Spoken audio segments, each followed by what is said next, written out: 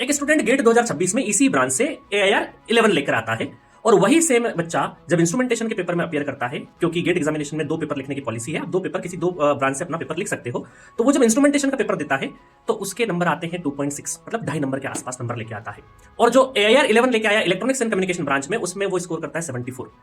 तो पहली बार सुनने वाले को लग सकता है कि सर हो सकता है उसका प्राइम जो ब्रांच है वो इलेक्ट्रॉनिक्स एंड कम्युनिकेशन होगा, इंस्ट्रूमेंटेशन वैसे ही चले गया होगा, उसको लगा वो एक बार पेपर अच्छा चले गया है तो वहां हो सकता है उसकी तबियत खराब हो गई, उसका दिन खराब हो गया, बहुत सारी चीजें हो सकती है।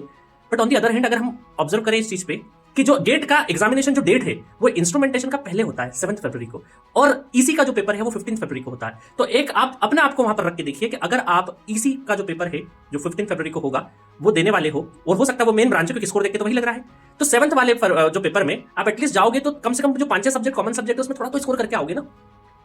थोड़ा तो स्कोर करके आओगे।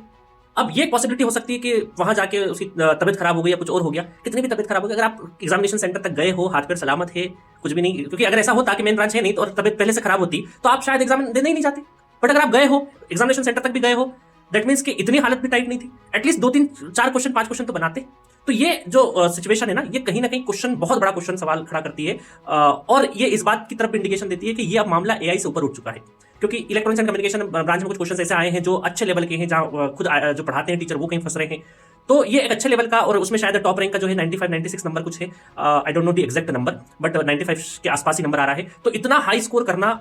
एक ही चीज में पॉसिबल है, जो आप समझ भी गए होंगे कि या तो उसे आंसर पहले से पता हो, क्योंकि AI भी हाथ जोड़ लेता है 80% न्यूमेरिकल के बाद कि अब इससे चीजें नहीं बनने वाली है। तो ये एक बहुत बड़ा नेशनल स्कैम टाइप की कहानी लग रही है, बहुत बड़ा इन्वॉल्वमेंट लग रहा है, और मेरी रिक्वेस्ट है, मैं सबके साथ हूं, जितने भी लोग इस मुहिम में आगे बढ़ रहे हैं उन सबको हमारा सपोर्ट है। और साथ में री एग्जाम को लेकर हम कंडक्ट की बात उठा रहे हैं कि भाई री एग्जाम करिए, क्योंकि इसका कोई ऑल्टरनेटिव नहीं है। आप स्क्रिपल पैड देखिए, आप सीसीटीवी फुटेज देखिए, टॉप 300 कैंडिडेट्स के आप ये कर लीजिए, जिनका हर ब्रांच से जो 300 स्टूडेंट शुरू के स्टार्टिंग के जो 300 स्टूडेंट है उनका एटलीस्ट सेंटर का एनालिसिस कर लीजिए। अगर कॉमन सेंटर मिल रहा है तो 5-10 कॉमन सेंटर का सीसीटीवी फुटेज, स्क्रिपल पैड ये देख लीजिए। मैं ये नहीं बोलते स्क्रिपल पैड देख के आप बोल दोगे कि ये बच्चे ने तो ये किया, बट एटलीस्ट जो 70 नंबर लेके आता है गेट में, वो स्क्रिबल पैड में कुछ तो लिखेगा,